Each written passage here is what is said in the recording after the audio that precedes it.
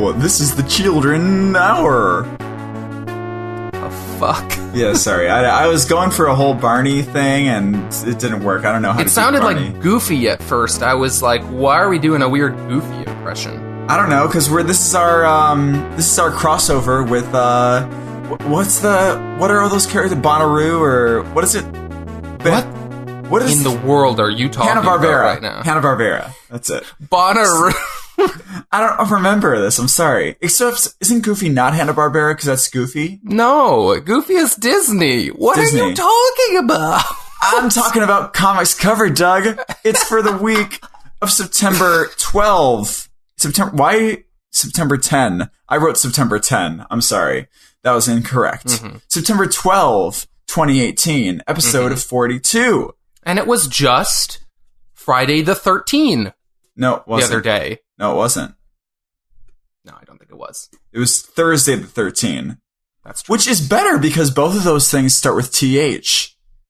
In any case, here on Comics Covered, we talk about comic books and the world around them. The comics movies, the industry, which includes the comics movies, TVs, and games. We had, just so everyone knows, we had a bonus episode was it already posted, Doug? It has not been posted yet as of this recording. Okay. We ended up doing a joint episode for both of our shows. For anyone who didn't listen to me talk about this last week, I recorded a bonus episode about Marvel's Spider-Man for PS4 featuring Peter Parker. Is that really all? No, no, but with our friends over at Mashing Buttons, the podcast. So yeah, it's technically a joint episode for both of our shows. It's going to be releasing in both of our feeds, and they have not released that episode yet. So I'm not entirely sure because they all released their show on the same day as ours, and we have this one going up on that day. Well, remember they record 2 weeks in advance or something, right? Yeah, they record like really early. We can't do that. I'm not sure when this is going to get released. It'll either, I think it's probably going to, the bonus one's probably going to get released on Monday is my guess. So, okay. Slight white lie last week when I said it was going to be coming out between the last episode and this episode. But we're going to have pitchforks and torches. Yep. Come after me. I'm a monster. But yeah, there's a bonus episode about Spider-Man that'll be coming like in the immediate future here. Yes. And Doug got Schwasey on chocolate. What is it? Chocolate shots? Well, okay. Well, I was drinking a gin and ginger beer. Then no, I'm sorry. Yes. Ginger beer is what I called it in college. Well, that's just okay. So you just put a huge emphasis on the gin. Well, doesn't that make more sense? Yours is redundant. You say gin twice. Yeah, but they're different things. Anyways, yeah, and then mint chocolate whiskey. I was doing shots of, because they drink a shot every 15 minutes on their show. So we pulled that into our joint episode. Anyways, it was a really good time. We talked basically Spider-Man the entire episode. It was a great time, and I recommend everybody checks that out if you're interested in hearing about the game. We talk non-spoilers for the first bit, the first 20 to 30 minutes, and then we move into stories. Do you warn about the spoilers? I do give like a disclaimer, like I'm about to naturally move into some specific story plot points. Did you do the sound? I did not do the sound. Oh, you bitch. Okay, well, we'll do the sound today, and we'll probably swear, and we'll have fun. I'm Jack. I'm new to comics, and my co-host, Mr. Doug, he does know some things about comics. Most things about comics that I don't know. So, Doug. Most things. That's saying a lot. I feel like that's maybe overselling it a bit. Well, yeah, you're right. Okay, Doug, who am I going to click on this thing right now? Who are you? Why don't you tell us who you are? I'm Doug. Oh, hi. I'm Jack's comic book Sherpa. Hi. I lead him through the mountainous range that is comic books. Thank you. And he's going to take a look at a couple images here that I've put in our rundown of a character that I know about that Jack might not know about. Jack, if you could kind of just describe your first impressions of this character that you're about to learn about. Okay. So I need to zoom less because it's a very large image. Oh, okay. And there are two of them. If you are still too. This looks like the guy, one of the characters from the show Gargoyles. Sure. You remember that show, that animated show on yes, I remember Gargoyles. I could see it. That's either that or Man-Bat. That's literally the two things that are coming to my head. It looks like a dude who has a pointy little nose and bat wings and bat-looking like skin with glasses. So he's smart. Like, is this not Man-Bat? This is not Man-Bat. Like, this is... Like, would you accept this as a drawing of Man-Bat? This is more gargoyle-y, I feel like. I guess so. Than Man-Bat. I guess so. Man-Bat is furry and has a bat face. Yes, that's true. He's a furry. Yes, he is a furry. New origin story for him coming up. I like this idea that Man-Bat's bat form is his, quote, fursona. Like, wait, is that what they call them? Yes. Oh my god, I had no idea. That's perfect, though. Mm-hmm. It rhymes. It's like fursona. I don't think that's how rhyming works. Okay, it's a portmanteau. A portmanteau. I still don't really understand what that means. You put the word fur and persona together. It's like your ginger beer. Ginger beer is a portmanteau? Sort of, although not really, because you didn't technically change the word other than saying it differently. Yeah. Okay, in any case. Fursona would be a portmanteau because it is two different words, and you've meshed them together. Okay, I'll take it. Okay, so this character, he's some sort of smart scientist character. He has a gargoyle-y looking look. In this other picture, there's a woman with pink hair in the background that looks like the Thing. Okay. Am I wrong? You are not wrong. Is this Marvel? This is Marvel. Is that actually supposed to be someone that looks like the Thing? Yes. So, I believe that character is named She-Thing? Or Lady Thing? Lady Thing sounds like a genitalia reference. Yeah, I think it's She-Thing? Lady Thing. No, what is her damn name? I don't remember. Maybe she's just Is it She-Man Thing? She-Man Thing. No, that's Man Thing, but a lady version, I think. Yeah. She-Male. Shimale, that's her name.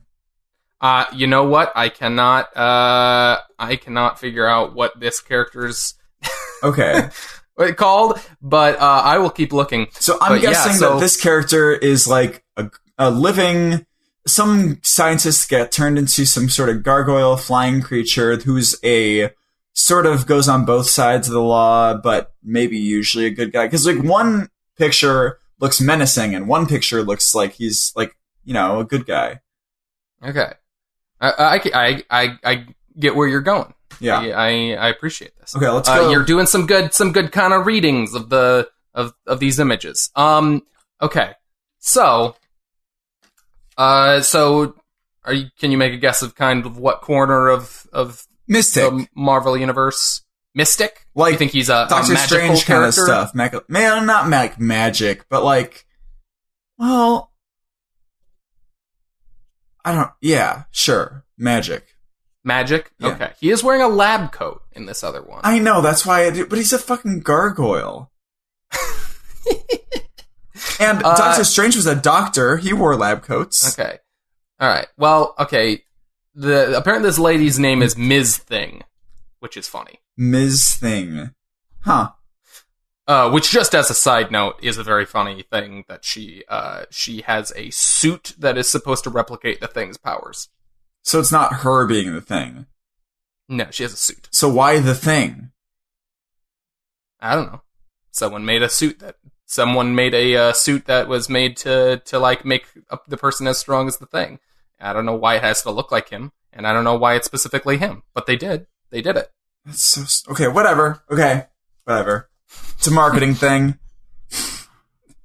Okay, Doug. I think it's just funny it's just a funny image of the Thing's body with just a regular old lady's head on top of it. She doesn't look old in this thing.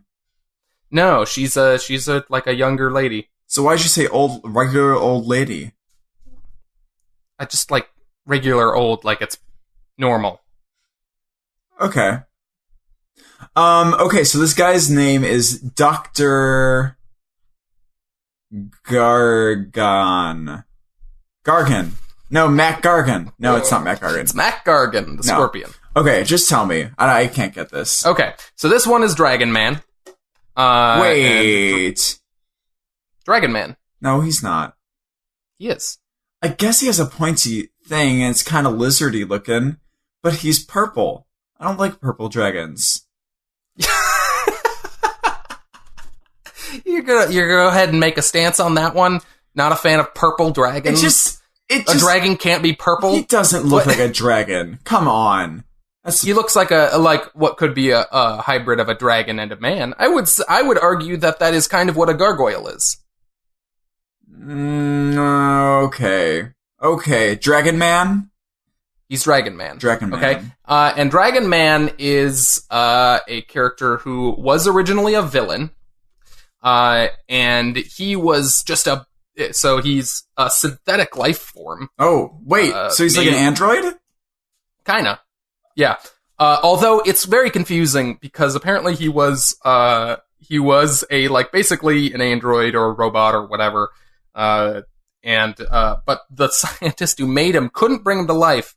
And then a villain, came in, found the android and brought him to life with alchemy. Oh. So he is kind of mystical. Huh. But why did he make him look like, why an android that looks like this? Because.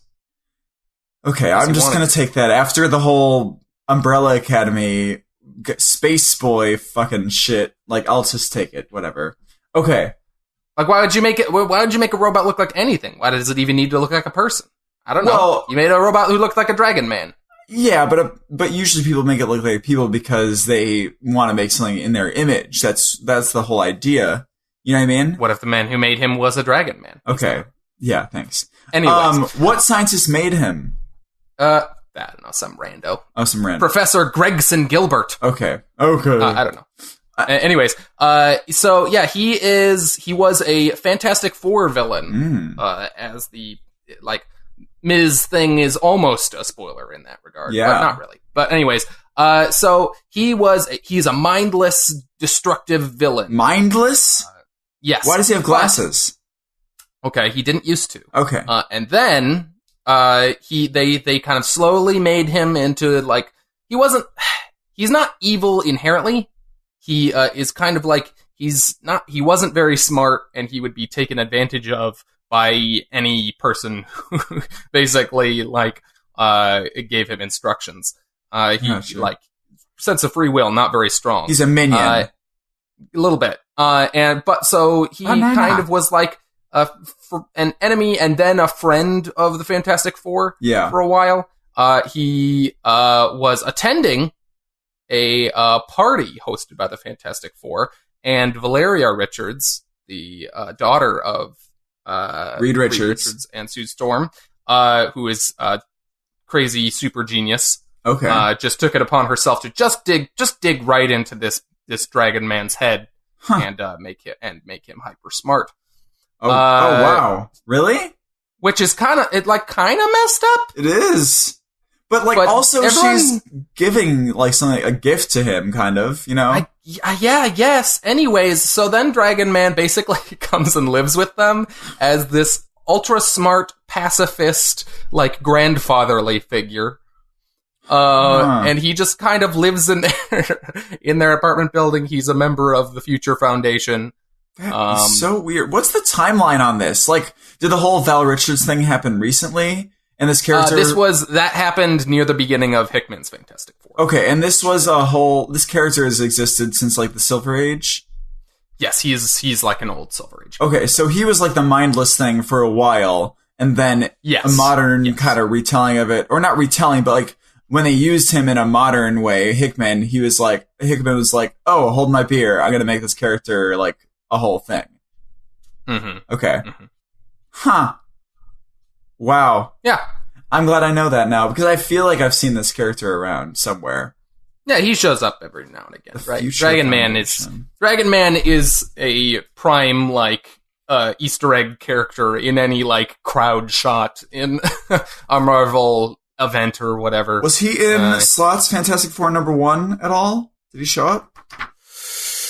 I don't know about 1. I think he might have been in 2. No, it doesn't look like you're talking about in the back. Like in the last. He wasn't. Oh god, this is making me worried. What happened to Dragon Man? He's gone. Well, you know. Oh no, he's there. He's in the back. I see him. Okay, well, let's not talk spoilers yet, though. Okay. Anyways, I don't think it's a spoiler that Dragon Man is in a Fantastic Four book, but yeah. Okay. Anyways, that's Dragon Man. Well, you know, cool. Doug, they didn't want to use him too much because his sales, they were Dragon Man. Oh boy. Oh boy. Little portmanteau for you.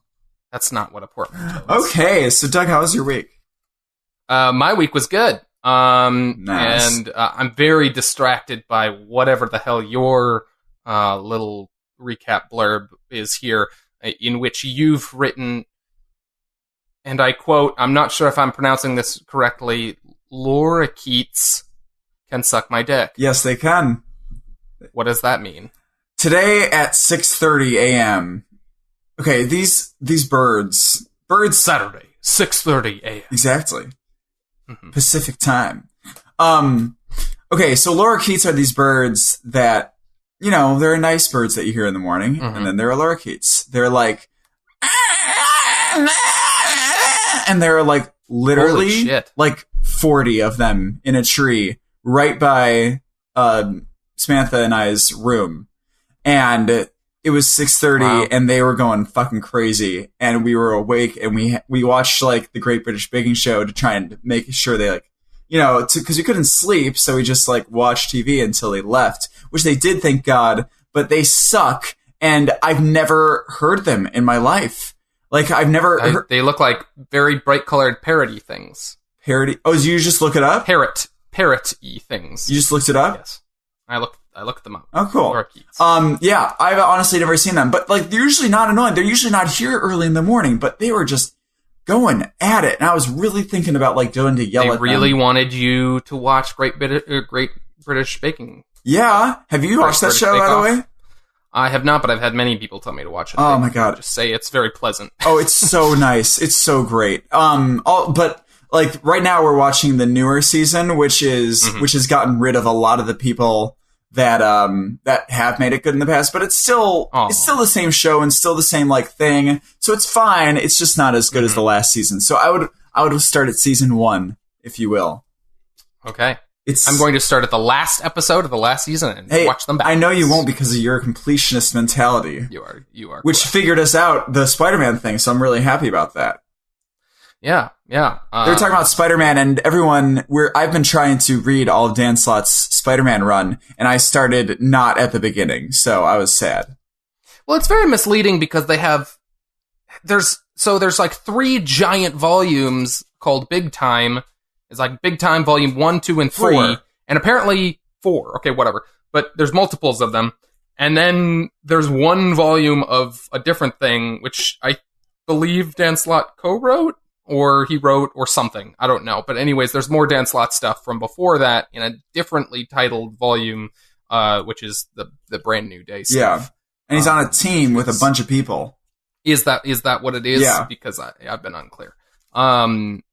I'm aware of Brand New Day. I don't know. Yeah. I've been confused trying to look some of this stuff up in the past. But were you confused when you were trying to read? Because I thought Big Time started pretty easily. Like, you could get... Like, I think you definitely could just jump in there and keep reading, but there are definite specific callbacks to, like... things. Obviously recent things that make it sound like in a recent issue that I read, he's breaking in...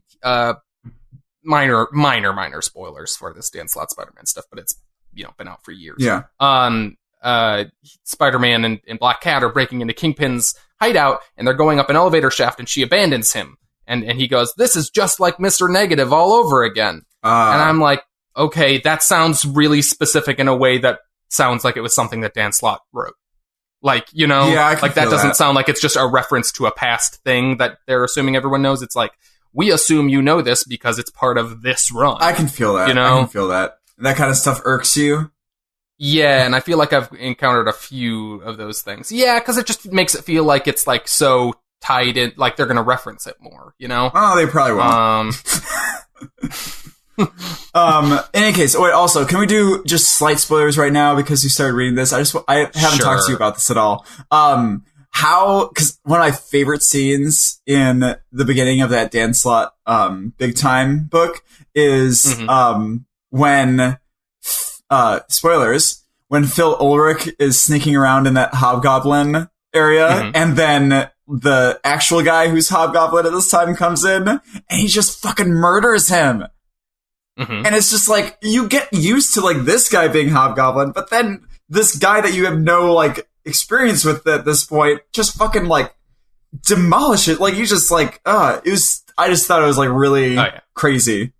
It was a fun swerve. Cause yeah, they spend, I think most of the beginning of that issue in particular and like the end of the previous issue, like, yeah, just like reintroducing this previous hobgoblin character. And building him up to be like this big deal, and then he's just like going to grab more gadgets. And Phil Urich, who was a Goblin character in the past, although a heroic version of the Green Goblin, I guess is what it sounded like. Like it sounded like he was the Green Goblin, but as a hero, which is weird. But anyways, he's apparently gone insane and just murders him. It was very surprising. This is crazy. But yeah, okay. So I'm gonna jump back at some point, whatever. But yeah, Laura Keats can suck my dick. All right, that sounds painful. Yeah, I don't know. What have I even done? What have you this done? Week? What have you done? What have I done? I didn't do anything. You didn't do anything. All right, nothing at all. I got a new job. So also, that was exciting. Oh. I didn't know that. Yeah, it was great. Where did you... I just got the offer this week. What are you doing now? So it was fun. What? All right, I guess you don't need to get into details. No, I don't need to get into details. It's just a new job. I'm excited about it. I'm going to learn more. I'm going to get paid. Okay. I'm excited. Okay. All right. Yeah. Awesome. Thank you. Well, let's move on into our news. It's Chippendales. Ladies and gentlemen, boys and girls, we have news, not olds this week. And we have a couple brief things that we want to go over first. A couple new series that are awesome. Right, Doug? Yeah. So, Martian Manhunter usually gets, not too much, spotlight because no one likes Martian Manhunter, apparently. But everyone loves Martian Manhunter. And I want to read more by him. And thank God there's a 12-issue Martian Manhunter series coming out in December by Steve Orlando and Riley Rossmo. But I got a problem, Doug. Okay. I got a problem with how Riley Rossmo draws Martian Manhunter. Oh no, I like it quite a bit. I don't like it. Looks like a go doll. You know what I mean? Like one of those. It looks like a doll. It looks like a weird dolly thing, and I don't like it. I think it looks cool. I think it like emphasizes the it makes him look more like a 60s alien gray kind of thing. You know? Am I looking at the wrong Riley Rossmo art? I'm looking right now at the he does like a character breakdown page with like a million expressions that on the link that you linked to here. Okay. I like. Yeah, that's what I looked at. Okay. To me, it looks like Invader Sim. Riley Rossmo just has a very, very particular, very stylized kind of style that it takes a while to get used to. But you know what I'm talking about, though, with Invader Zim? I guess. I mean, they're both kind of copying on the same kind of, big-eyed alien kind of look. I guess I don't get the big-eyed part in a lot of other drawings of... Does he have big eyes in a lot of drawings? Not generally, no. I think that's a thing that he's kind of bringing to this. Okay, maybe I'll get used to it, because I like the general look of it. It's just that face I don't like that much. But I'm sure I'll get more used to it. But yeah, I'm excited for this. It's apparently going to delve into his history and who he is and flaws that he has, why he's such an upstanding person now. Yeah. I really like those ideas. What do you think as a person who knows more about Martian Manhunter? I mean, I have mixed feelings a little bit on that particular detail of how they're pitching this new series, because I don't know that you necessarily need to explain why every character needs to be a good person. Okay. Why can't the character just be a good person? But I do like the idea of delving more into his backstory. I also really like that this seems like it's going to be a series that is dealing more with the dual life of him also being a human cop, which is something that is 95% of the time ignored. Oh, yeah? in Martian Manhunter stuff. That's weird. It's really weird because it's like, I think that's a really interesting idea. The idea that he's a human cop and then he turns into this Martian character and like is a superhero. I think that's like a cool, weird dynamic that you don't see anywhere else. Well, also, I'm wondering, why don't they use the human cop aspect, like him solving a case and using his shapeshifting to like get into places and stuff? That makes sense, right? Like, I think it's a really cool dynamic combining those two things, especially with like him secretly being an alien and like how would that interact with him being a police officer and a detective at that with around other detectives. They've really never done like a thing where he's like a fish out of water, like. Well, I'm sure they have. It's just generally not that big of a part. You know, I'm sure people have like played that up in the past. Yeah. I just haven't seen much of it. Seems like such low-hanging fruit, though. You know what I mean? Yeah. But anyways, it seems like they're going to be doing a bit of a murder mystery in this. Yeah. They're going to be, delving into Martian Manhunter's past on Mars, and kind of like his life and the politics there. I'm very excited, for Steve Orlando to write this, because Steve Orlando's been doing a lot of team books lately. Okay. And I have not found his team book stuff to be particularly good. Yeah, I was wondering about that, because I remember you mentioned Steve Orlando. But I have really wanted to have another book from him that I've liked, because I have really liked some stuff from him in the past. Like what? His Midnighter run is really, really good. I don't know what that is. It's an old character from The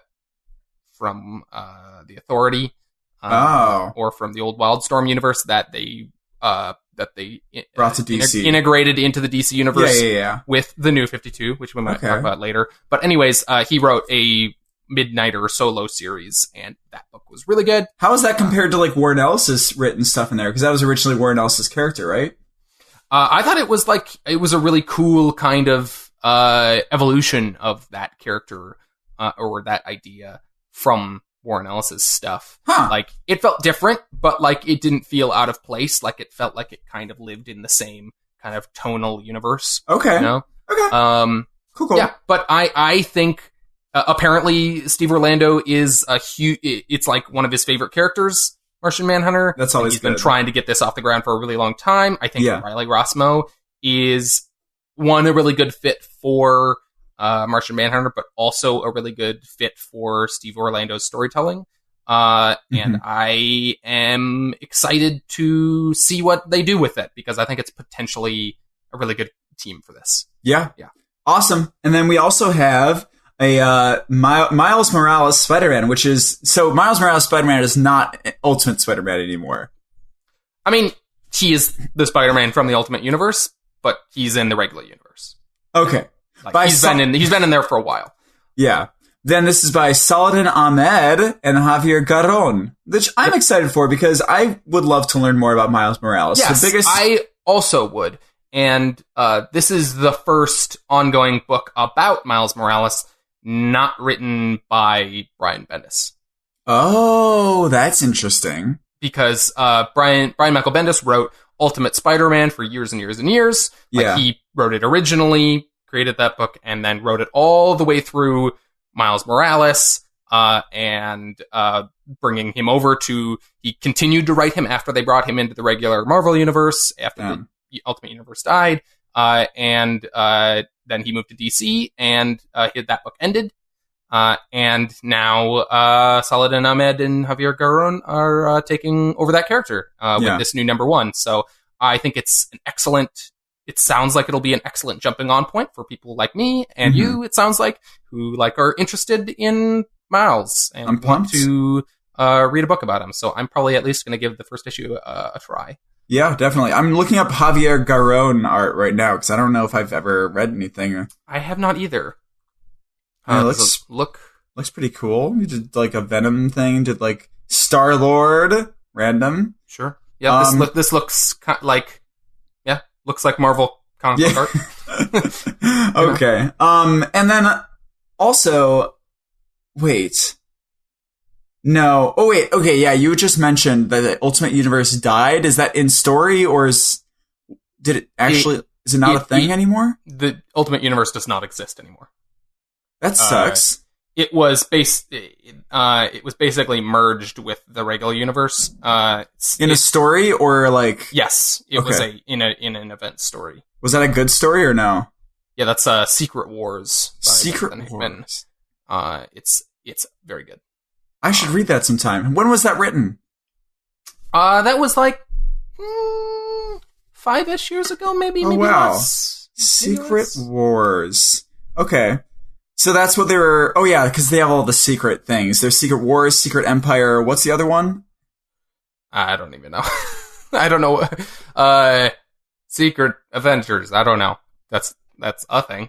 Okay. I'm writing down Secret Wars, though. Secret Wars is great. Secret Empire was the super, like, people didn't like it because of the Captain America thing, right? Secret Empire was, Captain America was secret member of Hydra, and then Hydra, like, took over the country, basically, and then there was a resistance. Yeah. Okay. Anyways, this is Secret Wars, which is, by Hickman and Isad Ribic. And it's a big universe, like, ending event thing. Okay. Heavily featuring Fantastic Four characters. But it's kind of a big universe spanning thing. It's about a bunch of those characters. Crazy. Wait, maybe I'll have to read that in the middle of all the Dan Slott stuff, because it'll probably have to do with Spider-Man, right? Spider-Man's definitely a part of it. I'm not sure how tied in it would be to that. It would probably be that is the point at which Miles Morales becomes a thing, and I'm willing to bet in Dan Slott's stuff they start to deal with that at some point. Yeah. So might not be a bad idea to read that. I'll have to figure out where that lands. Before. Yeah. Yeah. I mean, yeah, like, it is tied into, I'll probably read it again once I reach that point in Fantastic Four. Like, it's tied into a bunch of stuff like that. Oh, because Hickman is writing Fantastic Four amongst Secret Wars? Yeah, I kind of, in a lot of ways, wish I had not read Secret Wars at the time, because in some ways it feels like kind of the capstone to his Fantastic Four stuff. Maybe I with should... Dr. Doom specifically. I gotta do that. But it works very well on its own. You don't need to read that. Yeah, but I might as well, if I want to read Hickman's Fantastic Four, I might as well wait till I read it, right? I mean, yeah, do whatever you want. Like, I read it first, and I think I'm fine, but I'll probably reread it again once I finish. Okay. Or get to that point. Okay. Well, Doug, let's talk about movies a little bit, because this whole thing with DC and Warner Brothers and that whole mishmash is just more mishmashy. Henry Cavill, like, okay. So, I think all this confusion is because of clickbait headlines and shitty journalists these days who want to sell their fucking ad space on their website, which is annoying as shit. Because I think they wrote this first article about Henry Cavill out as Superman, as scheduling guidelines or whatever. All it was saying, all the original article said, was that they did not reach a decision on a cameo in Shazam. That was literally all the first article said. But they had this big headline, like, making this huge splash of, oh, is Henry Cavill not Superman anymore? And then everyone else caught on. It was this whole thing. I don't know how it ended up, though.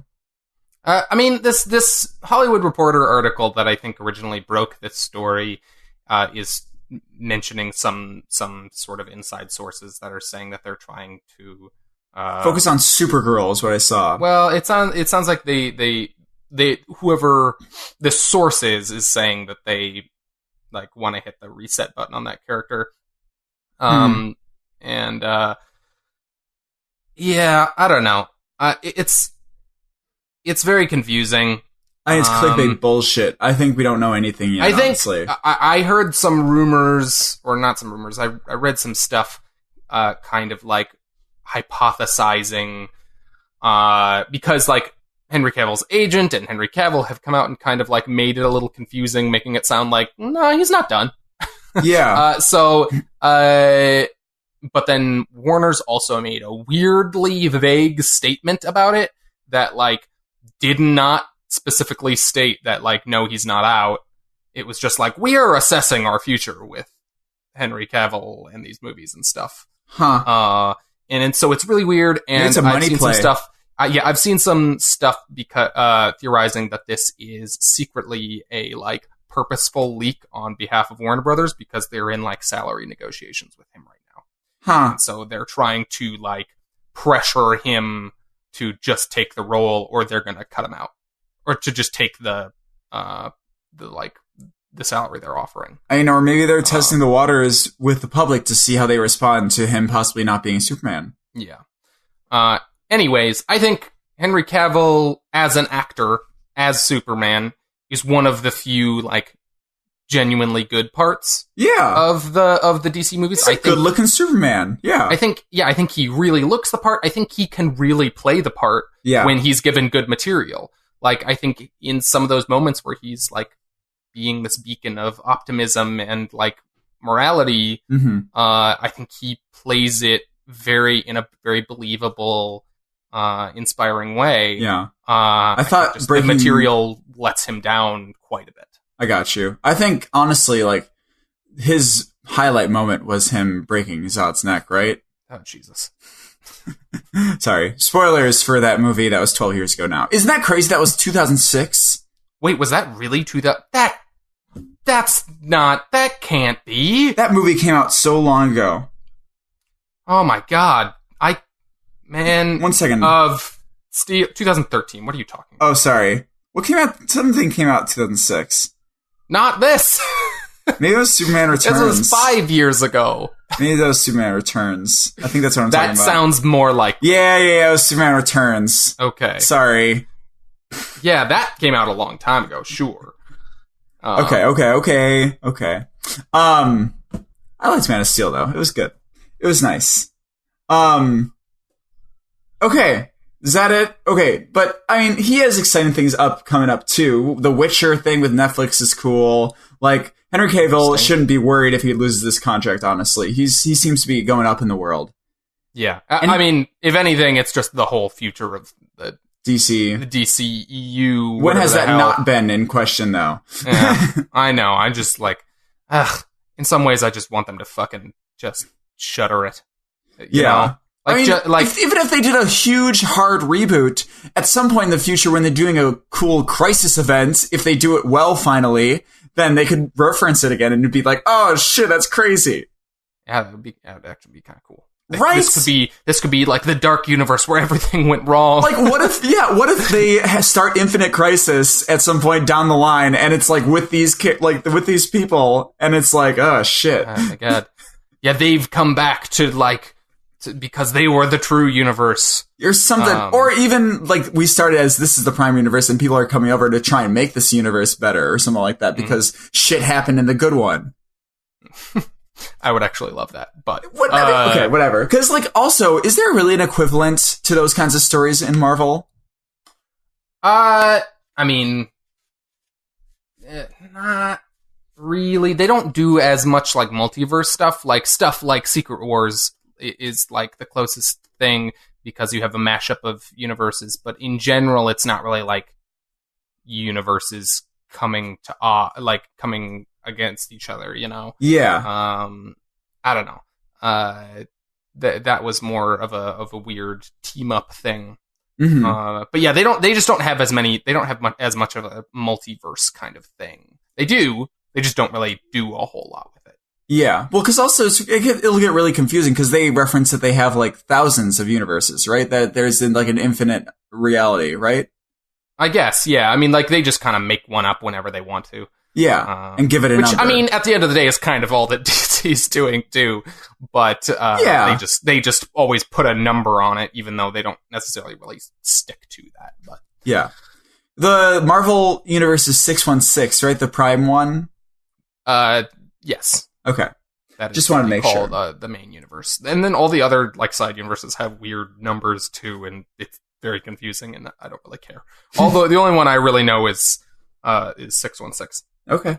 But and our last little news story here, we have this week, I was very sad to hear that the Vision series that they announced with Chelsea Kane as the writer is canceled for whatever reason. Apparently for continuity issues? What did they say about that?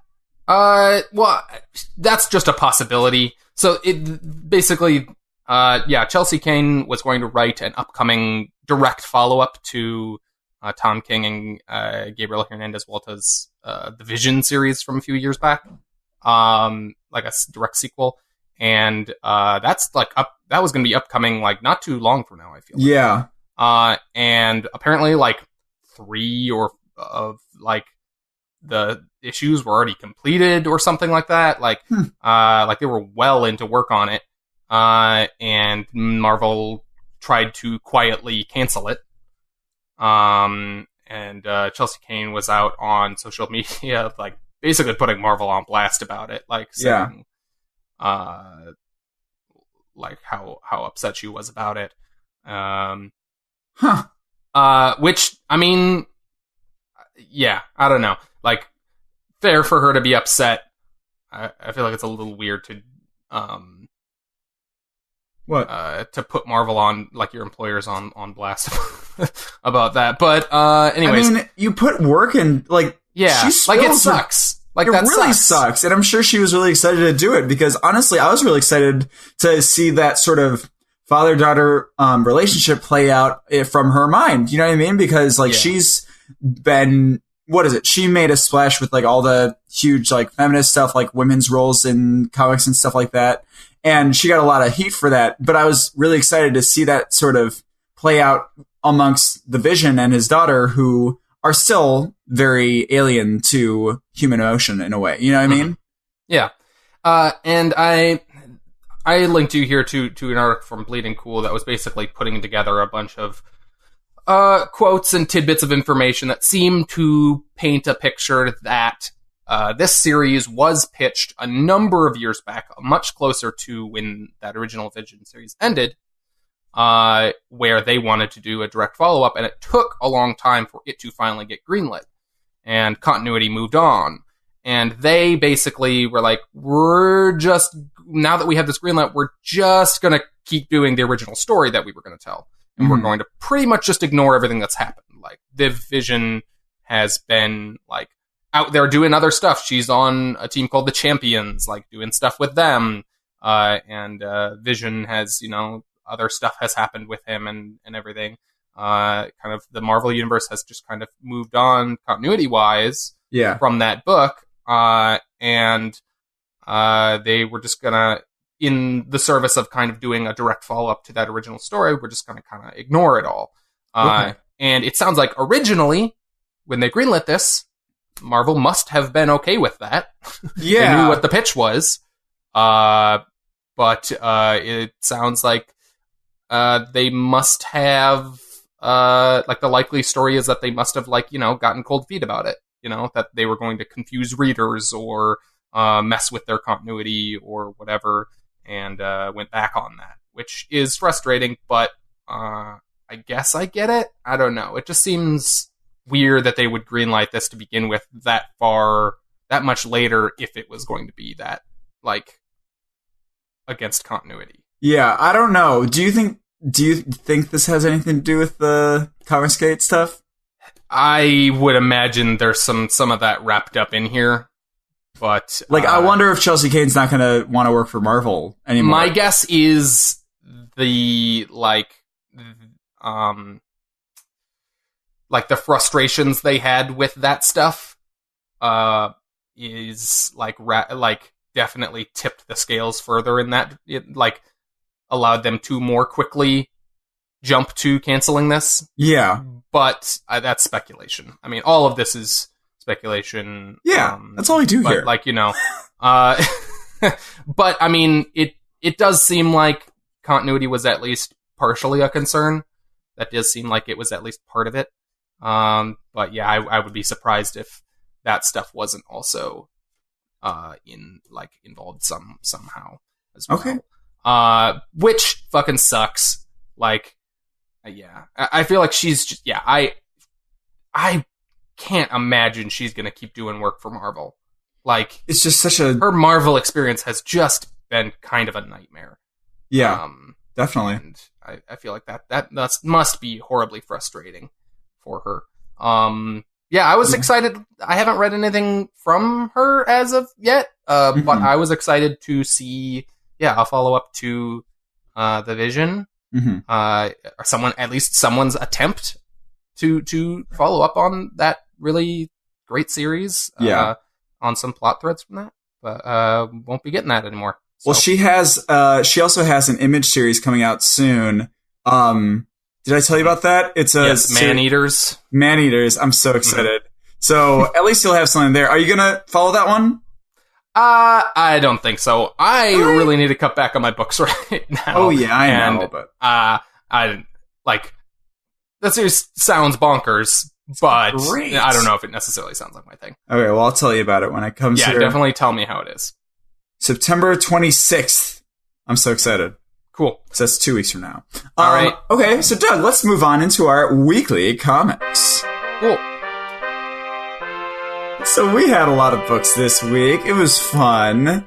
And we both, it was actually a smaller week. For me, at least. For Doug, it looks like it was just kind of regular. Right, Doug? Yeah, it's kind of par for the course for me. So we both read some great books. Cemetery Beach #1, which is Warren Ellis's new series. Fantastic Four #2, Dan Slott continuing. Farmhand #3, and Superman #3. Hawkman #4, and a new series that Doug picked up on a whim, and then I got because he said it was great. MCM LXXV, aka 1975 #1. Yeah, I feel like I'm supposed to say the like Roman numerals when saying the title, and also it's just more fun. But yeah, it's theoretically the title is 1975. Yeah, just written in Roman numerals. Yeah, because you don't usually read Roman numerals as IV or like X. You read it as 10. No, it's just a different language. It's just such a funny long way to write it. Anyways, also, we'll talk about that in a little bit. I also picked up Amazing Spider-Man #5, Detective Comics #988, which was the start of James Robinson's arc or two. I think he's doing on this. The Flash #54, and League of Extraordinary Gentlemen. The Tempest #2. Very nice. Oh, and this week I wasn't able to get it last week. I got the end of Quicksilver by Saladin Ahmed finally. So that was my solo book. Also, I got Cover and it was great. Just say that. That's the only thing I'll say. Okay. Let's Cover. So spoiler warning. That's my spoiler warning. That's your new spoiler warning noise? For this week. It's gonna change. Don't worry. Oh, boy. Wow, okay. Okay, Doug, what was your cover of the week? Well, no, actually, I'm gonna do mine first, because we can...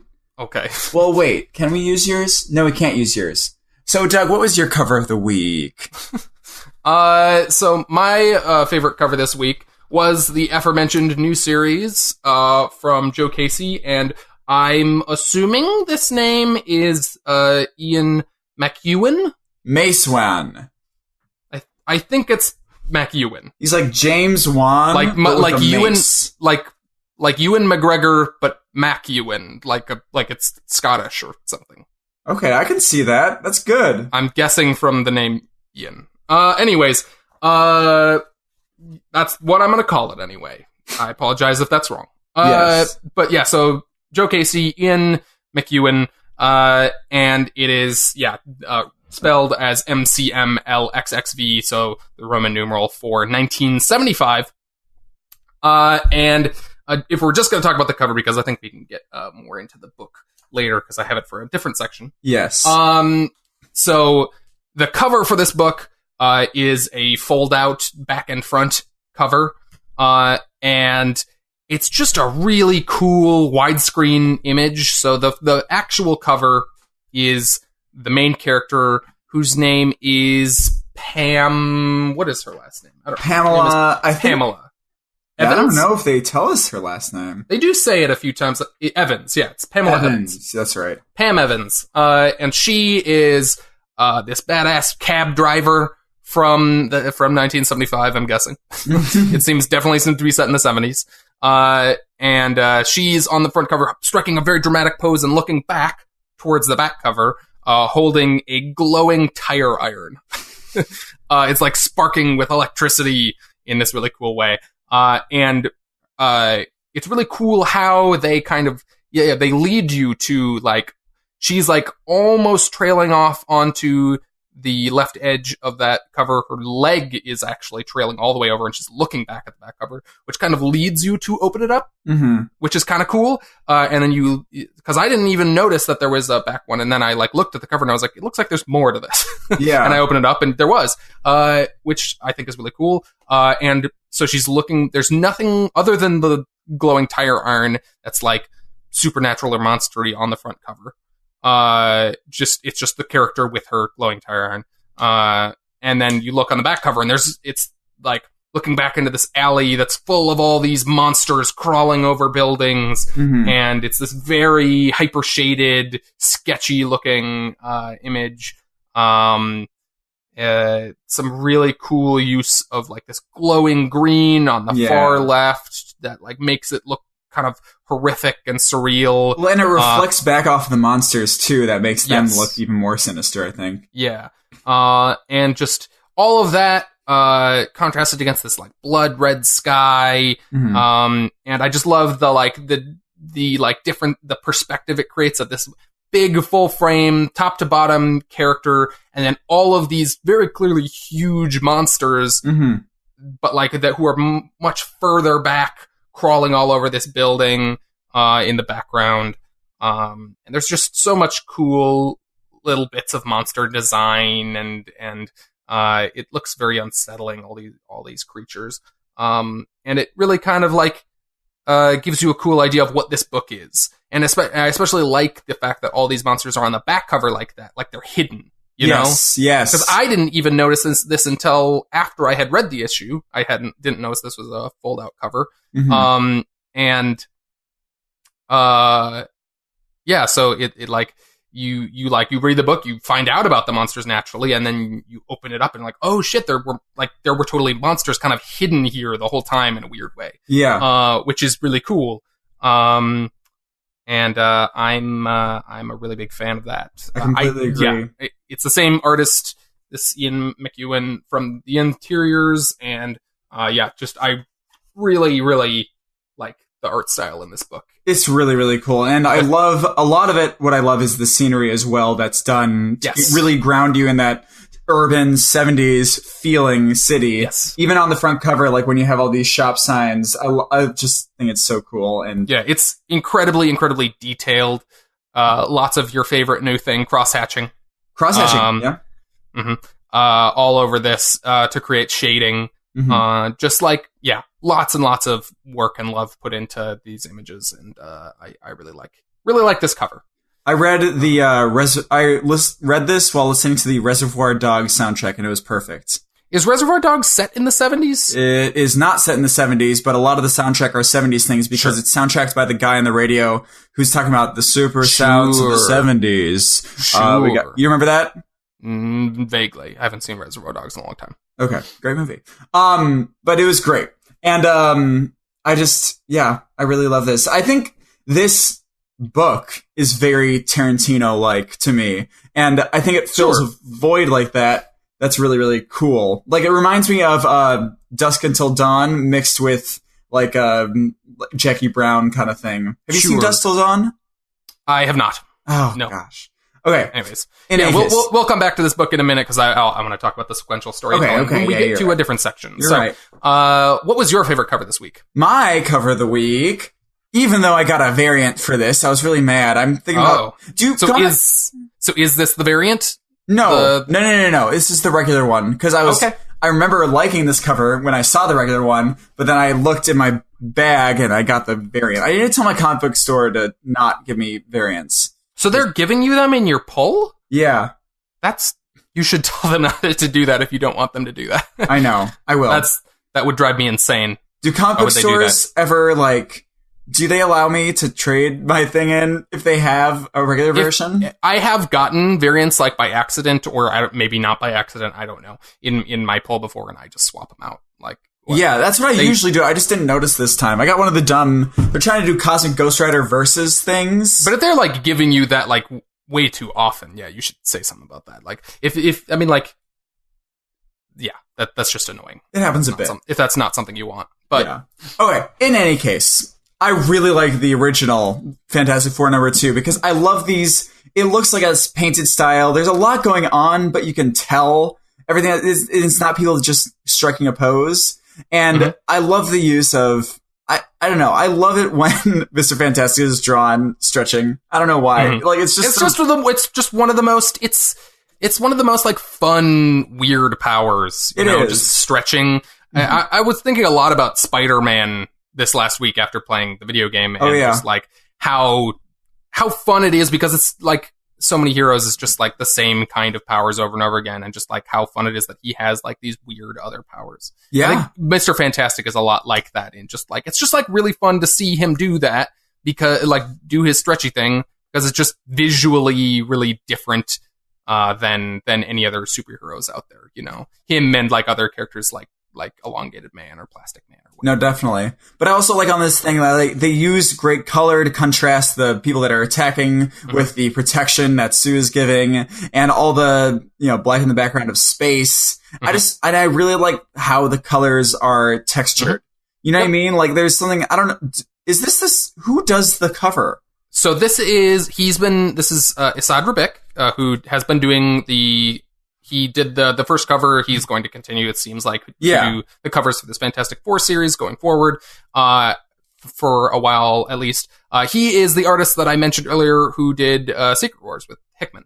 So it's all like this art? Yes. Also, the first arc of Jason Aaron's Thor is all Issad Ribic, and it's also incredibly beautiful. He's really, really good. God damn it. He's also, he's done a bunch of Fantastic Four related stuff also between, Does he work with Hickman on his run of Fantastic Four? I would be surprised if he didn't at least do an issue. I don't recall him having done anything. Oh my gosh. I mean, again, Secret Wars is kind of, in a lot of ways, part of that run. But I don't think so. But he did do, Jonathan Hickman did a run of Ultimates in the Ultimate Universe, and Reed Richards and the Fantastic Four are a kind of part of that in an important way. So he did kind of some of that with him. Interesting. Well.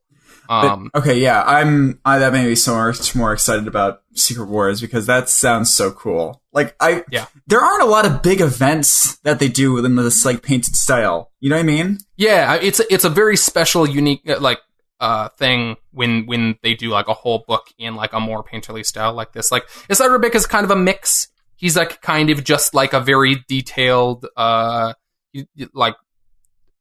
pencil artist basically. It's generally not, as far as I can tell, it doesn't look like it's inked. It just looks like pencils. And then he kind of paints over it. But then, but like there's books like, Kingdom Come at DC is all, Alex Ross. That's on my list. Similar kind of feel. It's just like, if for nothing else, like just seeing an entire book painted by him is incredible. Kingdom Come, also Marvels as well is on my list. Both of those. I'm so excited to read those. I heard like you've read both of those? I have not read Marvels, but it has been on my list for a long time. I definitely want to read it. Okay. Yeah, but that was my panel of the week, and if you want to go into it, it's also your cover. My cover of the week, sorry. And it's also, if you want to go into it, the my Gotta Talk About book. Okay. Yeah, let's talk about it. So, Doug, last month, or last issue, whenever it fucking came out, we were talking about #1 of Fantastic Four, and we were a little bit disheartened by how they're treating the continuity from Marvel 2 and 1 and we didn't seem like we were that pulled in. Personally, I thought this issue was leagues better, so much better, and so much like more interesting and gripping into the story of what's going to be. Like, I'm still annoyed by the continuity issues with that, but at least we weren't spending the whole issue with Ben Grimm and Johnny talking about the same stuff. It was just better like that. And it seems like they set up some cool story. You know what I mean? Yeah, it makes me wonder why we started that first issue. Like, I think this would have been a much better starting point. Yes. Like I don't think, like, 2 and 1 did those story beats already. Like, it's not like we have to start with that. Like, those character moments happened already. Mm-hmm. And this is the new information. This is like, and we could have easily summarized the basic bit that they sent this 4 signal, which honestly, at the end of the day, I don't even know why that's a thing. Like, because then they immediately transport them into their other fairly major spoilers for this issue. Like, you're about to... Like, yeah, like, so like the end of the first issue, so Ben Grimm, the Thing, and the Human Torch, think that the Fantastic Four are dead, or that Reed Richards and Sue and their kids are dead. And then at the end of the issue, they get this big 4 in the sky. That's a message from them in another universe, basically saying, like, no, we're alive. And then we get this issue, which is flashback. We get kind of all the events leading up to that. And we get kind of them traveling through the multiverse. And at the end of the issue, they send them the big 4 in the sky. And then immediately transport them into their universe in a way. Yeah, it just makes me go, like, why did we even do the 4? Like, why? Good fucking question. Like, it really makes that first issue seem pointless. Yeah, I feel like this actually, you don't even need it for any story beats whatsoever. No. Like, I am making a decision. I am going to say this is number 1. This is number 1 for me. I might even draw a number 1 on the front. Yeah. I mean, like, I don't know. Like, there's other stuff that happened in that first issue that, like, is, I mean, mostly just the Ben Grimm proposing to Alicia is really the only plot point, I feel like, from the first issue that's going to be an ongoing thing, but, like, they could have easily summarized that in a few panels in this. Yes. And, I don't know. Anyways, I do agree that, like, looking at this as, like, an indicator of going forward with the actual full team of the Fantastic Four, more stuff with Reed, more stuff with Sue and their kids, I think it's really promising. I really like the way in which they've kind of aged up their kids, because they were, like, really young before. They were like under 10. I was reading that some people think that there's something weird going on with their aging. Because Sue mentioned specifically, like, they're growing up so fast, which could just be a regular thing. But some people were saying, like, that was weird, like, how people looked compared to, like, when they left. Like, I don't think so, because they've been gone for, like, 5 years. And they're little kids, you know? Okay. Like, they could easily be, like, if Val was, like, 6 or 7 or something, like, she could easily be, like a preteen now, okay. You know? Yeah. I think that's more what they're going for. Like, I can feel that. I think, God, what is his name? The son, his Viv. name? No. Vin. Vin. Just name all the Vision family members. Franklin. Franklin was like 10, so he's like, you know, he's like solidly mid-teens sometimes. Okay. So, like, I think it makes sense. They've maybe aged them up slightly visually past where they were, but also in the way that continuity works in comics, they were small kids for a long time. Yeah. And they're probably going to remain looking at, like, this age for a long time. So, whatever. Yeah. You know? Like, yeah. They'll look like they're this age for probably the next 10 years. So, also, is Val supposed to be, like, smarter than Reed? They have implied that she is, yes. Huh, that's crazy. Because then also she makes this incredibly emotional decision later. You know what I mean? Yes. Which I think is probably going to be an ongoing thing in this series, that she's like hormonal. You know, I don't know. Yeah, like she's a teenager now. She's going to be a lot more driven by her emotions. which is a new thing for her because as a kid, she was borderline sociopathic. So maybe she'll so I think that'd be a great thread. Like maybe she'll be smarter and she'll show that sometimes, but then she'll make really emotional decisions and be like, Dad, I was right about this thing, so I'm right about this thing. And then he'll teach her about no, you gotta be more control and shit like that. You know? Yeah. I think it's an interesting reversal of them. I mean, in that, she's now the more emotional one of the two of them and the smarter one, which I think is an interesting play on that. Definitely. Also, okay, I have one other important thing to go over with this. Getting a little Black Science vibes. A little bit, yeah. They're traveling through different dimensions. They're just exploring. Specifically this panel of this 2-page splash of them coming through all the different universes they theoretically made and the black stuff following them. I was reminded of the antimatter eating up everything in the onion or whatever. Sorry, spoilers for Black Science. There's definitely they're going off the same kind of ideas here, that they're although in this they've created all these universes, which is crazy. Now they're being chased through them and they're all being destroyed, which is nuts. And so is that guy dead that was creating all those universes? So Franklin is technically creating universes because that's one of his powers, which is ridiculous. Yes.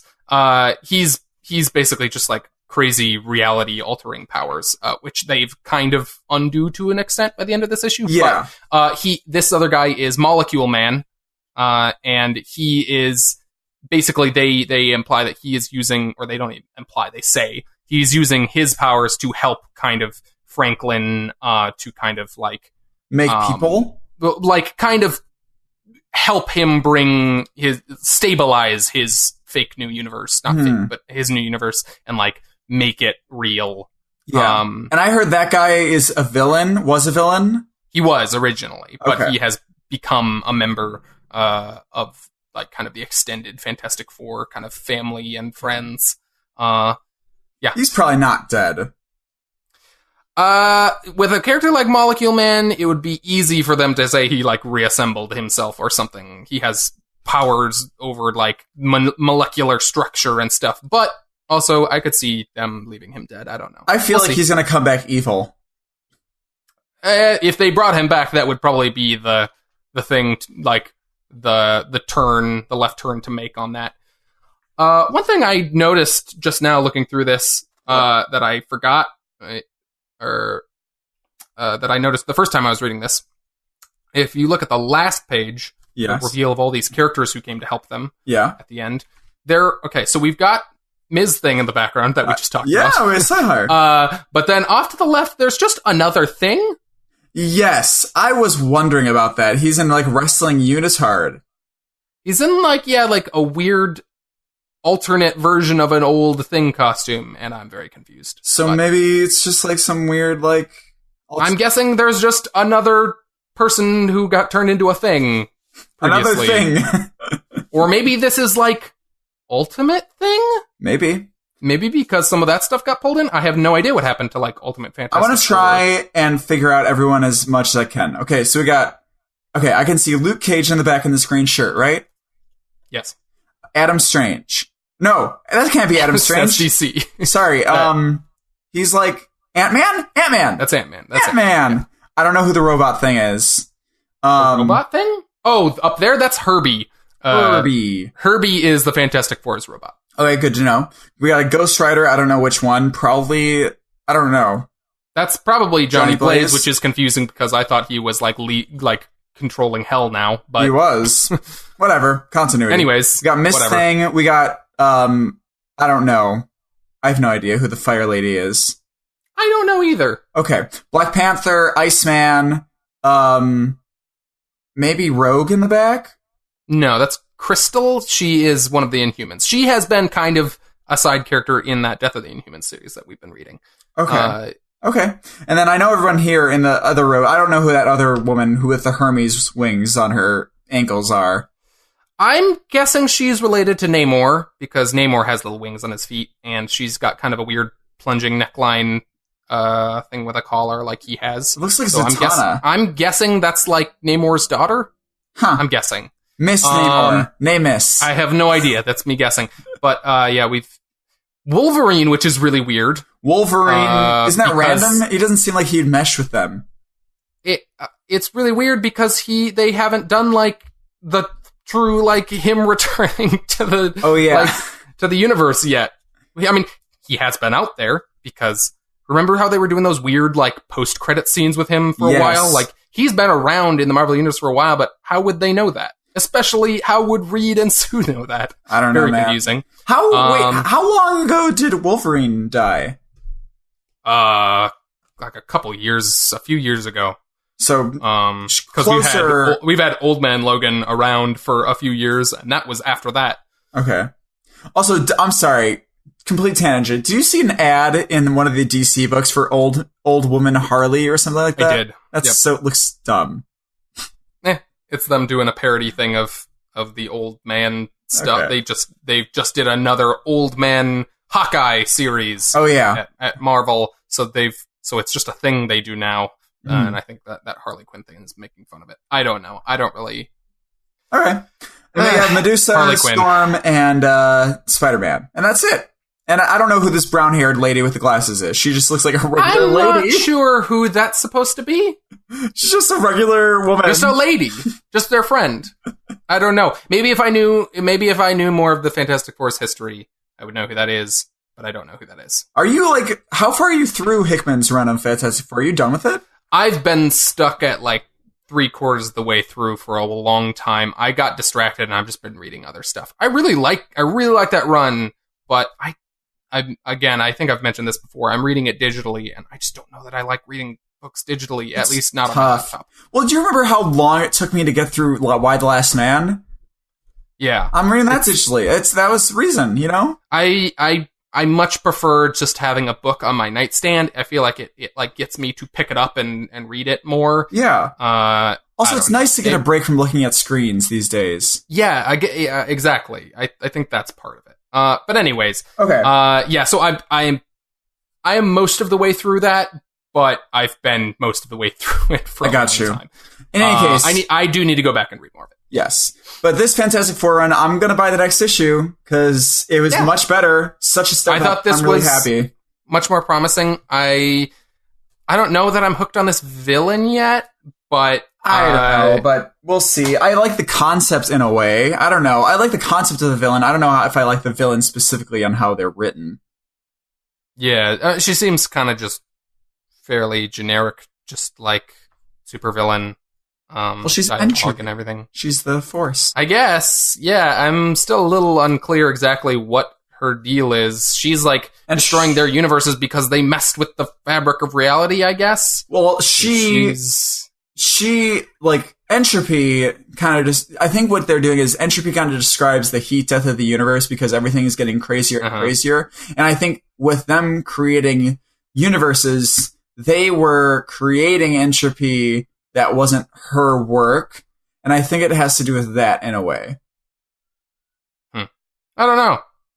It's pretty shitty to it's pretty crazy to, on the natural law, to be creating whole universes, I assume, right?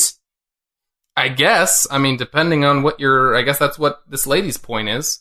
It still feels like she's murdering a lot of people, but whatever. I like her weird, minions, the Endlings. Oh yeah, these weird... person versions of the things in that King Kong movie. You remember that? They're weird, parasite worm, but buff Dudebro parasites with giant laser lightning coming out of their weird hole faces. It's very funny looking. I like them. Yeah. Anyways, I am happy to see the rest of the Fantastic Four again, and I'm excited to see them all together finally in the next issue and going forward. So, Doug, what was your book you got to talk about? My book that I got to talk about this week is Cemetery Beach, number 1. It is. Which is the new Image series from Warren Ellis with art by Jason Howard. And I mostly just wanted to talk about this because You've never read a Warren Ellis book before. Yes. And I didn't know what to expect really at all going into this book. Neither. But I just was really curious, as your first Warren Ellis book, to kind of talk about, like, if you liked this or not, or what you thought of it. I mean, I really like it.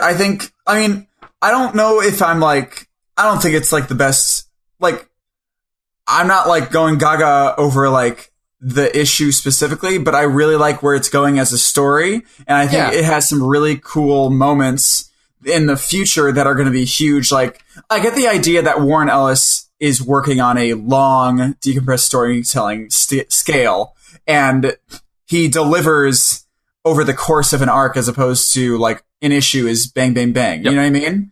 So I'm really excited because I think the concept is really cool. I love the characters. I love the art, and I love a lot of the style that was behind it. Like, starting out with this interview with this character, and he's all like chummy and like making jokes and stuff, and then he just like becomes a murderous crazy person.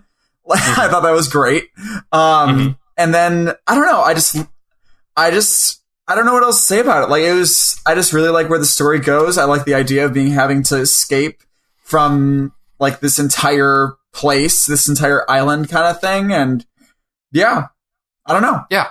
I really like, the kind of alternate history stuff that they're doing in this. Yes. Like, the world that they set up in this is kind of fascinating. And I don't know if I've ever, seen or read a story that kind of used a setting like this. So basically, the premise is that in the 20s, or in 1920, it might have been exactly 1920. Anyways, around 1920, the U.S. sent up into space basically a colony ship, and they established a colony. I don't remember where they said this is. They're just out somewhere in space? Yeah, I think so. I don't remember if they... Anyways, let me see.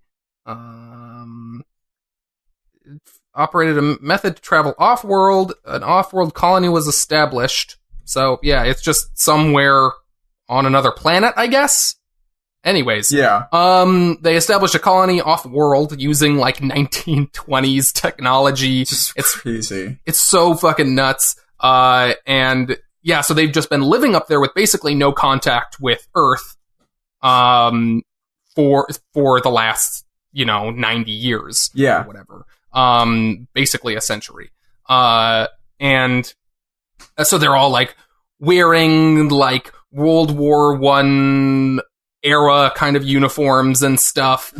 But then they also have, like, weird sci-fi tech, like these weird, like, hover bikes and stuff and ships. Because they, like, at least had weird space technology to get up into space, but then they, like, think that cell phones are magic when he describes them to them. Yeah. So, like, it's this weird, like, alternate track of tech and society out in space. And I just think it's a really fascinating idea for, like, kind of a world-building thing. And they're all, like, they've never seen a person from actual Earth.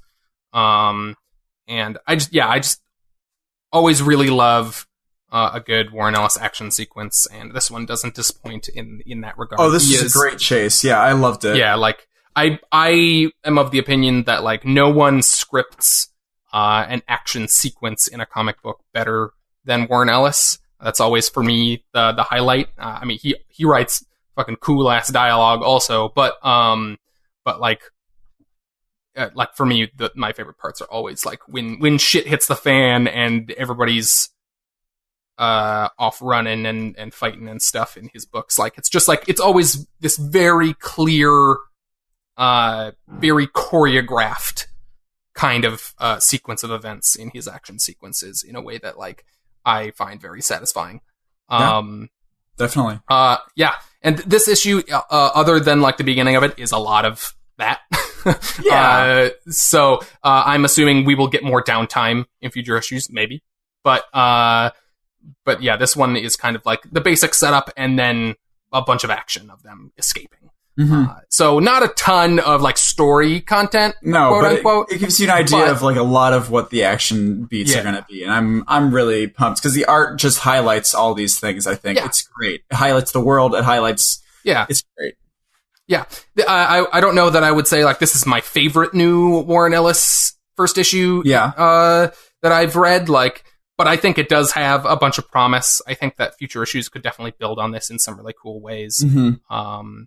So we'll see. But I think it's promising. I'm glad that you liked it. No, I'm a big fan. I'm really excited to continue. This is Image. I'm sorry. Okay. Yeah. I don't know. Yeah. I hope this is like I don't know how long this is supposed to be. I don't know how long. I'm not sure. It looks there guessing... are at least 1, 2, 3. There are at least 7 planned till March. It says on the back. Okay. So I'm assuming that. I'm guessing that's the whole thing, but I don't know. I can't imagine that. They specifically put 7 on the back, even though 3 of them they don't give you the covers for. So, like, why would they put them on the back unless this was the whole thing? I feel. Yeah, that makes sense. Also, I really like this map that they have on the back. I didn't see this the first time. Yeah, there's some cool like little bits of like maps and diagrams and stuff. Yeah. If you look at the inside of the back cover, they give you like a diagram of like what I assume was one of their 20s rockets that they used to get into space, which is really fun. Crazy. Crazy. No, I'm pumped for this. It's a great new series, along with our other great new series, which we're gonna talk about in a little bit. Okay. Doug, do you want to talk about your panel of the week? Yeah. So we're gonna backtrack a little bit, talk a little bit more about 1975. MCMLXXV. Number MCMLXXV. So my favorite panel this week is so again, this main character, Pam Evans, is a cabbie in 1975, and she is also secretly involved in this weird world of underground monster hunting or something. We don't get like a ton of like actual exposition on exactly what her relationship is to it, but like we didn't need it. I don't think I need it, honestly, going forward. I'm sure we'll get little tidbits. Yeah, we got a little history, but not much. I feel like we got just enough. Yes. At least for this first issue. And my favorite panel, and I don't even know if I can fully articulate exactly why, but were you able to find the panel I was talking about in this? Just the time when she runs into them with the car? So it's this panel where we first see these. She's driving the car with a passenger in the back, and all these ninja zombies or something. Weird. They're like weird supernatural zombie ninja whatever's. Like mummies. And they're like leaping down the street at her. And then the first panel of the next page, we get a big panel of the cab, like kind of crashing into them / kind of bouncing off the ground, and we get a big crowd of ninja zombies kind of all bouncing off the front of the car and like skidding against the ground and getting ripped in half and stuff. And there's this, there's just this really cool, very clear kinetic sense of motion and energy. And like, you can look at each one of these guys who's being hit and tell kind of like exactly what's happening to each of them, even divorced from like seeing the whole picture. I don't know. There's something about it that's just like it's so satisfying to look at, to like see this moment. It feels like a moment frozen in time, but everything's so carefully composited. Yes. Like there's this one guy's like scraping his hand along the side of the car, like being dragged along it. This guy's getting run over. Mm-hmm. Like a few of these guys are flying at the camera or off the front of the car. Mm-hmm. People's swords are all flying out and everything. You can see every little bit of detail. None of it is muddy. None of it is like so shaky or crazy that like you don't understand what's happening. I think a lot of it has to do with the art style that's going on, because like there's no place for him to like muddle like where the bodies are. Like he has to do it, but I think they do it in such a way that makes sense to like why this part of their body is being injured. You know what I mean? Which is such great detail. Also, I think what helps is I really like the in the action sounds onomatopoeia. Yes. You know what I mean? Yeah, there's a big engine sound effect. It's like roar, almost like a roar, I guess. Yeah. I guess it is a roar. It's literally ROAR, but with a bunch of all of those. Anyways, but it's like set in the scene. It like comes out of the smoke and curves up over the car. Yeah. And it's really cool.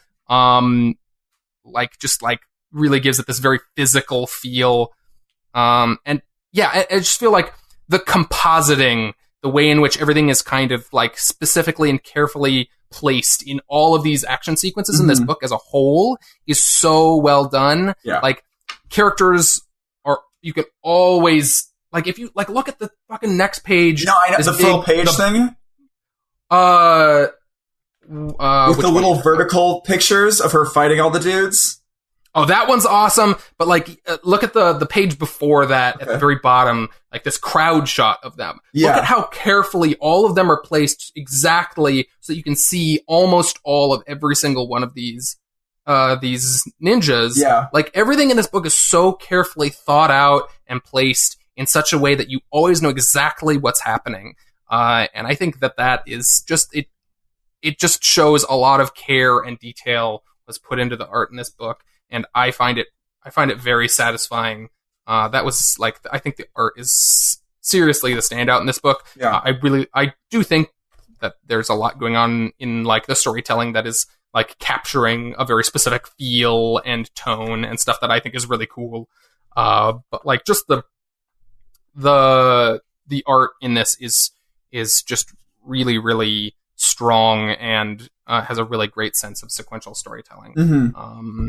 I'm a huge fan of the storytelling, like the visual storytelling in this book. Yeah.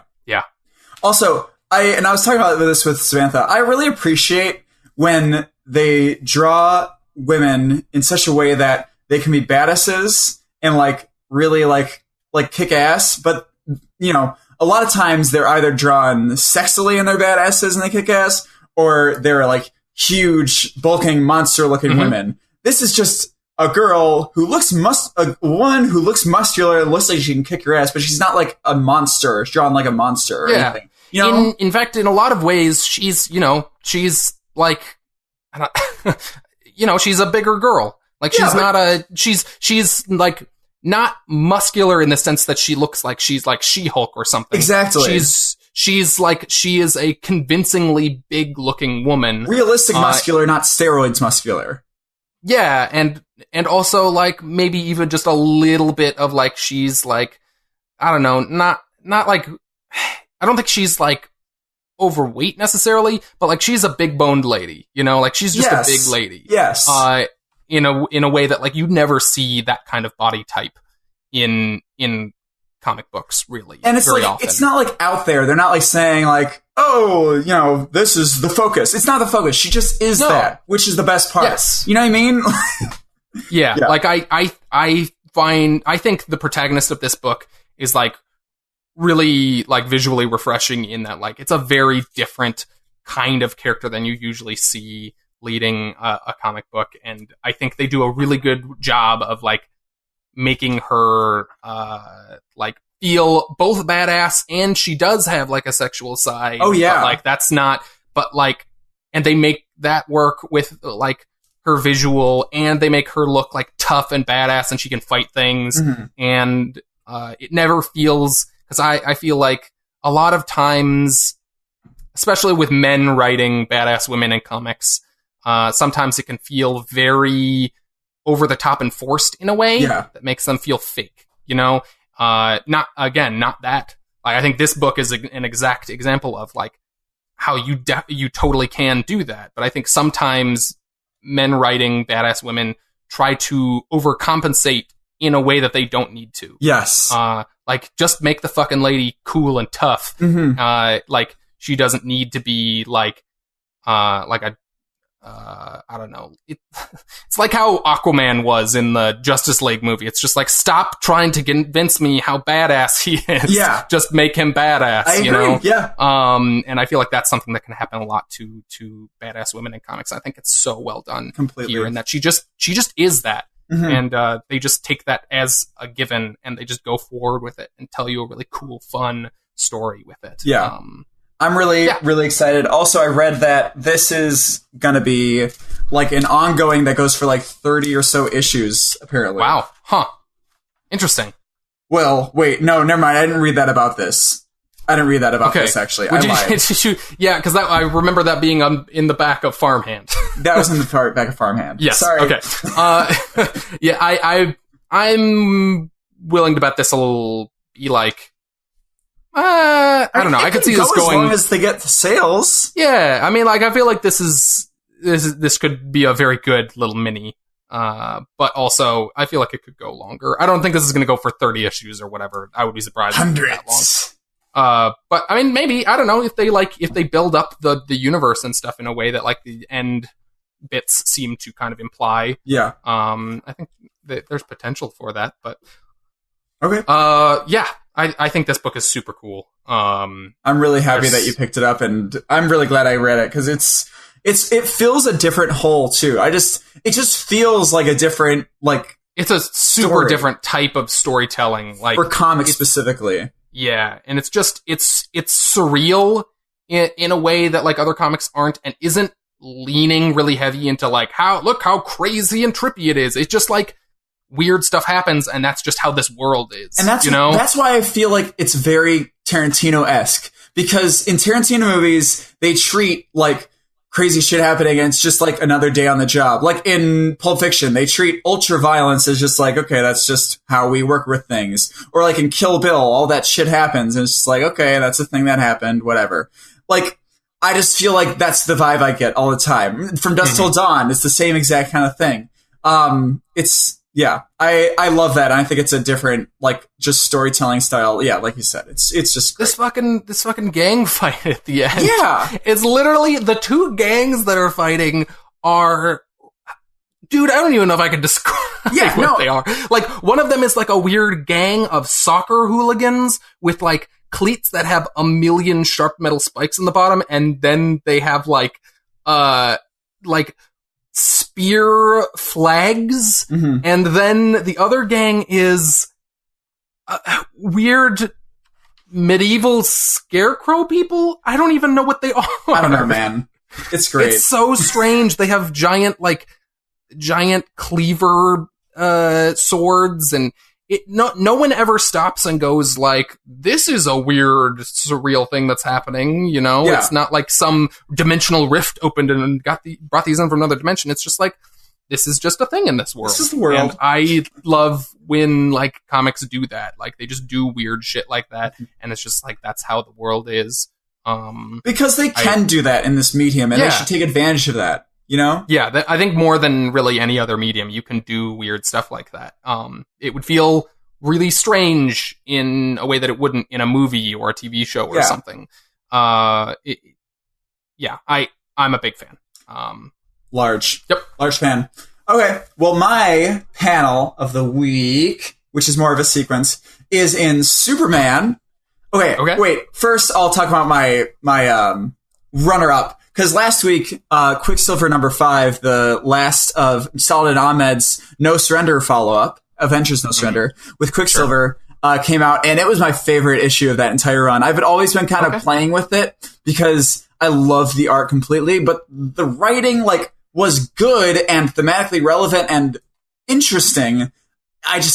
It wasn't that gripping, but the art just kept making me come back, and it was great. But this issue, writing and art are on point, and my panel of the week is this one, like, 2 pages in. It's a page splash of Quicksilver, and he's drowning in this sea of color, which has kind of represented his anger towards people, his, like, his fear, his anxiety, like, it's this stuff that he's been running away from, trying to put into his soul, like, and not dealing with his problems, just forgetting them, running away from them. But he's learned that he needs to defeat this by letting it go, by breathing in, breathing out, to meditate it out and to think about these things and to bring them to the forefront. So they literally have a picture of him drowning in this color of his personality that's defined him for years, drowning in his anger, in his emotion, in his anxiety, like just accepting it. And I just thought it was a really cool moment. But since it was last week, it can't be a panel of the week. So my sequence panel of the week is in Superman. And it's just, I just love these small little moments because I think they ground you in the universe, and they talk about like, okay, this big thing is happening. How does it affect like other random things? So we have this, we just cut to as Superman's going through all this action, you know, trying to deal with Earth in the Phantom Zone, because we're all in the Phantom Zone right now. And so we cut to Adam Strange in the middle of space by a satellite that looks like it's from Earth. He's just two panels of the same thing, just him alone in space. Alone in space. Guys, it's Adam Strange, all the way from Ran. The close-up on Adam Strange. It's not funny. I just thought it was really funny because, like, yeah, that makes sense. Why would if he comes here, they're not here. And it doesn't have anything to do with the story. Yeah. But I think it grounds you in the universe. It says, like, this is happening. And it's just a nice little break from action, action, action, action. Action Jackson. And also, okay, so one, just to give a little bit more context to this. Okay. Like, so the last line on the previous page, Aquaman asks, like, I have to ask if the Earth is here, what is where Earth was? Oh, and then we get so we get that reveal of like where this absence where Earth used to be is just Adam Strange. He just clearly used a I think they're called a Zeta beam, I think, to transport to Earth. And just so you know, I think I've mentioned this before, just to explain a small tidbit about Adam Strange that makes this much funnier, is Adam Strange uses this thing called the Zeta beam to transport himself between Ran and Earth. Okay. And he can't control when the Zeta beam transports him. He gets basically transported randomly, or after a while when it's ready, depending on the version. Between Ran and Earth. So he is, at the moment, clearly has just been transported to Earth after it has disappeared. And he's kind of stuck there. Oh my god. Oh shit. So he's just sitting there like, what do I do? Holy okay, that makes it a lot funny. That's which is just like, your average reader isn't just going to know that off the top of your head unless you know like that bit of DC lore, but like it makes it so much funnier knowing it. Oh my gosh. So he's just going to be there in space until they figure out how to get back. Pretty much. Yep. Okay. Just kind of sitting there. Okay. I love that. That's great. But yes, that is my sequence of the week because those are your panels of my panels of the week. Okay. I wanted to ask one thing before we start wrapping up here. Hawkman, I'm dropping it. Okay. Because I thought the first issue was great. I think it's been lacking the last few issues. And I love the reveal at the end of this issue. Yep. I think it's cool. I just feel like it's still going to be a whole issue of me not caring. You know what I mean? Yeah.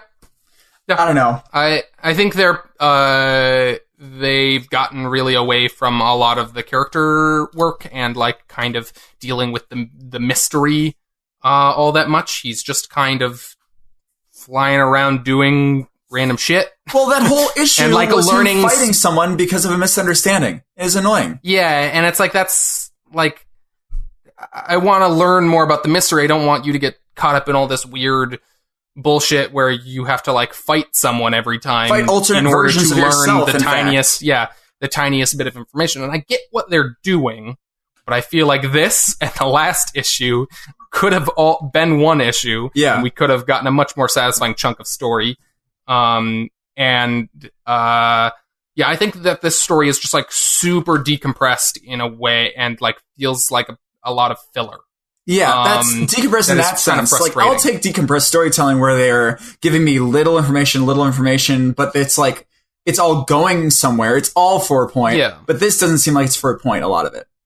Yeah, it just feels like they're just kind of like slowing him down to pad out the story. Mm-hmm. In a way that's frustrating. I'm going to read the next issue because I agree the twist at the end of this is I love that. Awesome. And I think it is a promising idea that we are going to now throw him in with another big DC character in the Atom.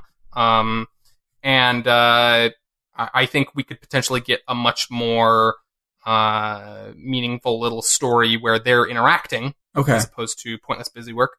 If it turns out to be more of just they go and they fight a thing for the whole issue or whatever, I will probably also drop it. Okay, I'll wait. I have also been on the fence. Yeah, I'll wait for your word on it because, I love that reveal. It was great, but like I just gotta, our polls are getting big. Yep. I feel like we have very similar feelings. I'm going to give it one more chance. Okay. But you tell me next. I understand why you would drop it. Okay. Cool. What do you want to? Do you want to talk about anything else, or do you want to go over our books for next week? Because I got a list. Go over the books for next week, and then maybe let's talk about this last little thing. Okay. The books we have next week is everything. Yeah. Doug, channeling some Gary Oldman there. Yeah. Doug mentioned that he has 18 books, which is crazy. Which I feel like can't be correct. I mean, I have a lot.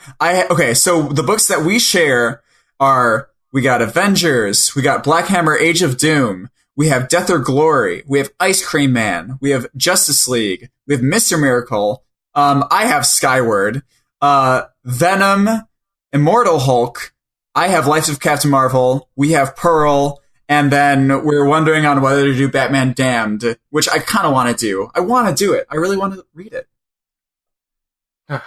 Yeah. And you have stuff on top of that, I'm sure. At least that's 12, I think. Yeah, my list is somewhat conflicting at the moment, but the various I'll have to. I'm just going to go on Comic List. Comic List is great. And I just don't like doing like a search on the page to figure out if my books are coming out. But I have at least 15 books. Oh, God, that's crazy. So I might. I'm probably going to not pick up a few of the ones I was on the fence about, meaning Return of Wolverine, Amazing Spider-Man Annual is written by not the regular creative team. Oh. So I might not pick that up. But like, yeah, I just have like a few books like that I'm on the fence about that I could probably get rid of to like cut it down. Yeah. But it's still a huge week. It's crazy. And randomly, you know? Yeah, I don't know. It's just like, sometimes that just happens. Just like most of your books for some reason come out on a single week. Yeah. It's like, I'm reading way more than 18 books total. Yeah, of course. But like generally, they don't all come out at once. But sometimes that happens. Yeah. And it's a nightmare. Okay, Doug, I have a question to finish out. Okay. Finish out the little episode we got here. I really want to know what happened with the New 52. I've read the Crises now, it's ending with Final Crisis, and I, was the New 52 an event? Was it just a decision to, redo all continuity before that point, retcon all of it? Or, what does it mean in terms of, old Crisis events and new ones? I just don't get it. Okay, so I'll try to simplify this for you as much as possible. So basically, New 52 was a continuity reset, which comes out of Flashpoint. So basically, Flashpoint happened, and that's a big event. Should I read Flashpoint? Was it good? I have not read Flashpoint. Oh. But basically, Flashpoint is a weird time travel story with the Flash, which when he returns to the present, everything's been changed. And that is the New 52. But basically, it's not really important in terms of, it just is... Anyways, it's a continuity reset. Basically, what the New 52 was a way for them to simplify continuity. At least that was the original intent. Flashpoint is, in a lot of ways, kind of an unofficial crisis, because that's actually what the other crises also were. Yeah. So, A Crisis on Infinite Earths was a big event so that they could reset continuity and simplify everything down to a single universe. So they got rid of the multiverse after that. And they combined all their universes, and they kind of reset a lot of continuity to be slightly different. Infinite Crisis did a similar thing, reintroducing the multiverse, and some stuff was different after that, but not as big of a line-wide change, just kind of some stuff changed, got kind of shifted around. Flashpoint was kind of its own thing, but then it was an excuse afterwards for them to do a line-wide relaunch, which is basically... It was a way for them to get a million number ones to try to draw in new readers. Because, like, as one of the concerns running a comic book company these days is, like, how do you draw new readers when the continuity is so confusing it scares away anybody trying to get into it? Yeah. You know? I know that's something that, like, definitely scared me away from it for a long time, from reading current stuff. Me too. Yeah. And so I actually kind of a lot of my current series, like, came from New 52. Like, that was when I was reading some series before that, a couple, like a few, but like not many. New 52 is kind of when I kind of more dove into reading DC stuff. Okay. Because it was a really good chance to kind of jump on board with, like, not having to really know anything. All the books at that point assumed that you didn't know anything about these characters in a really great way. However, so the theory was we're going to reset continuity back to a point at which all of these characters have only been these characters for a vague period of about 5 years. Okay. So they de-aged everyone a bit. The problem was, at the end of the day, they didn't, like, what they should have done is done a full reset. Nothing is canon. But they didn't.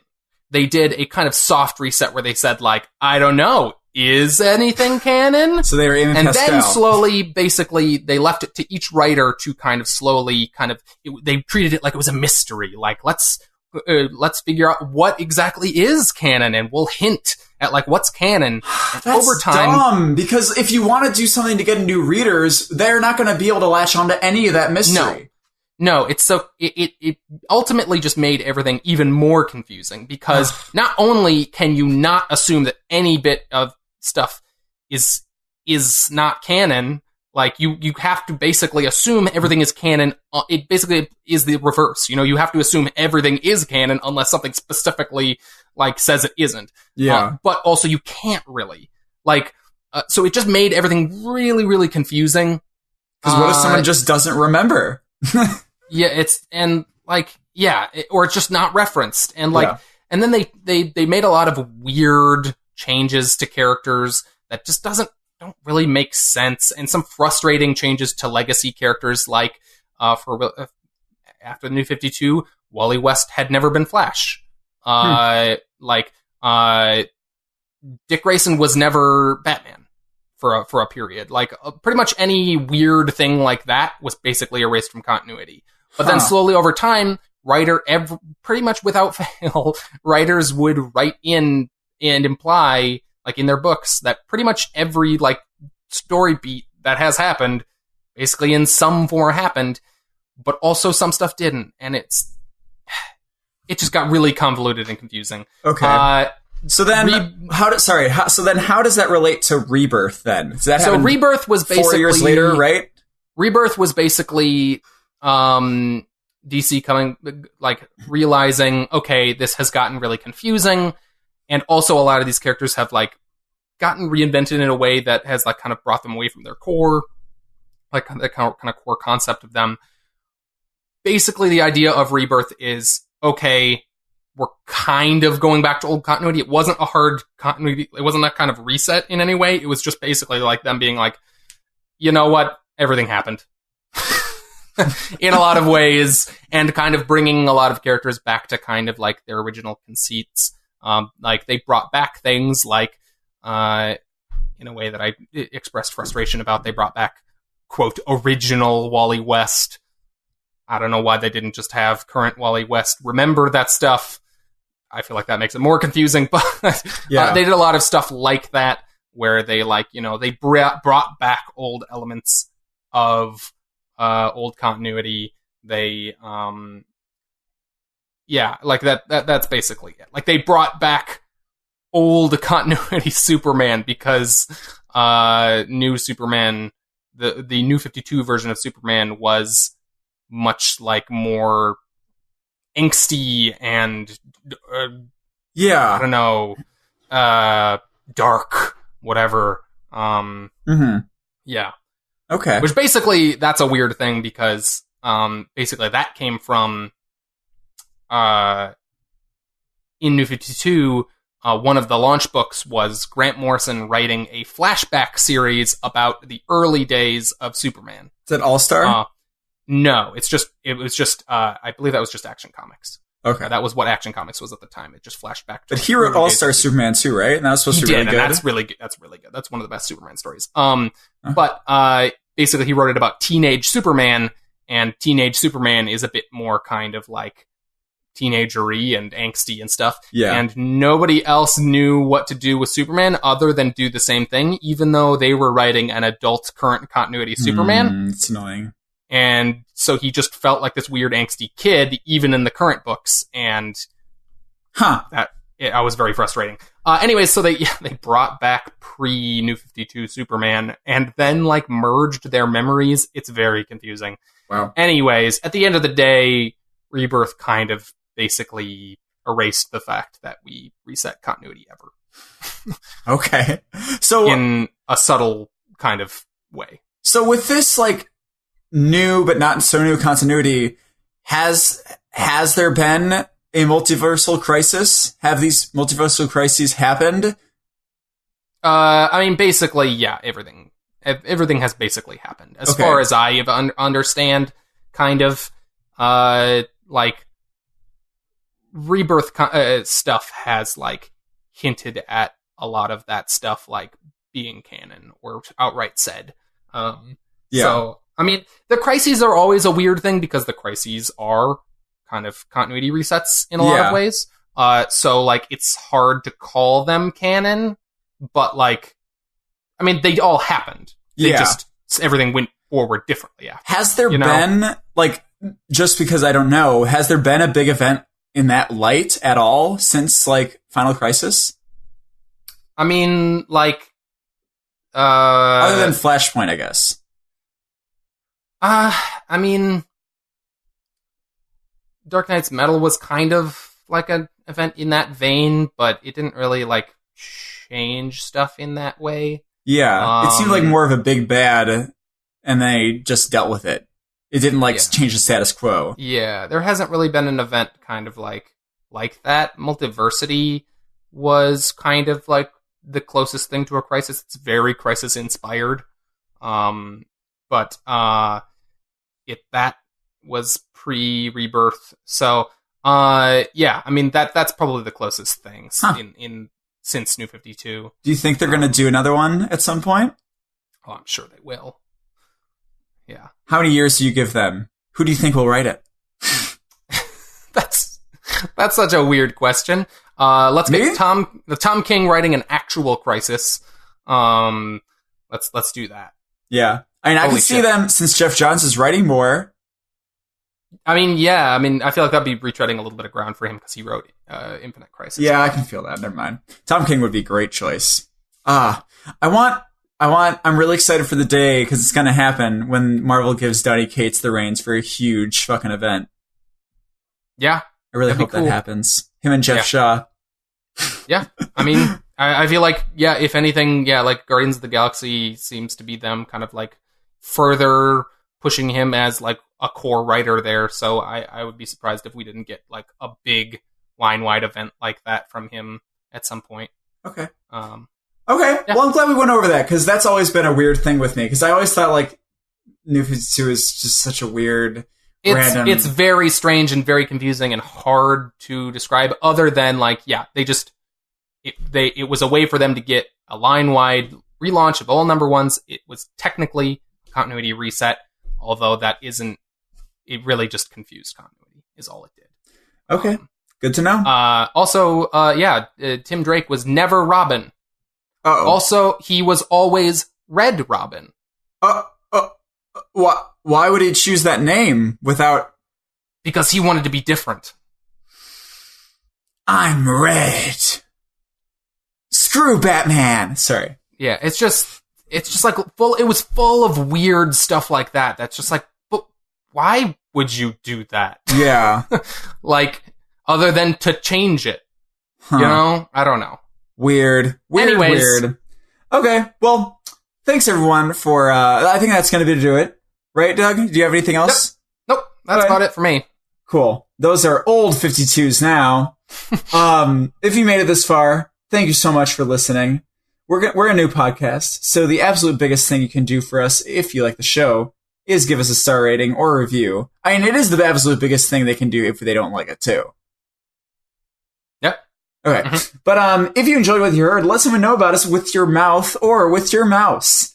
We release episodes weekly on Sundays, so be sure to check back next week, or you can subscribe to the podcast on a host of apps, and you never have to think about it. Yep. You can do that on pretty much any podcast app you can think of, including iTunes or Stitcher or whatever. So whatever you We're back on Google Play Music, by the way. Oh, you did find us back on Google Play Music? Did you not do anything? No, I didn't do shit. It just showed back up. It just showed back. Because I was very confused why it wasn't there.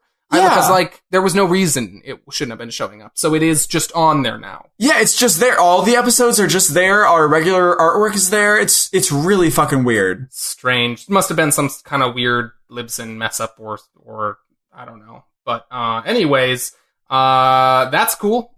Cool. So we are on Google Play Music. I removed it from the rundown this week because I wasn't sure if I should say that. I saw that. Anyways, so yeah, whatever podcast app you prefer, we've got you covered. In the meantime, you can find us on Twitter and Facebook. That's facebook.com/comicscovered or @comicscovered on Twitter. You can find web archives of all our episodes at comicscovered.libsyn.com. That's LIBSYN.com. If you want to get a hold of us with a question or feedback, send us a message on Facebook or Twitter, or our email, comicscovered@gmail.com, and maybe we will get back to you. Or we'll definitely get back to you in some way. Yeah. Maybe on the show. Maybe we'll get on your back. We will. We'll climb directly on your back. Yeah. Cool. So, thanks again for listening. That's gonna do it for the show. Mm-hmm. I am Doug. I am Doug, and this has been Comics Covered. We are both Doug. We are Doug. Cheerio. We are the Doug. Right? Okay.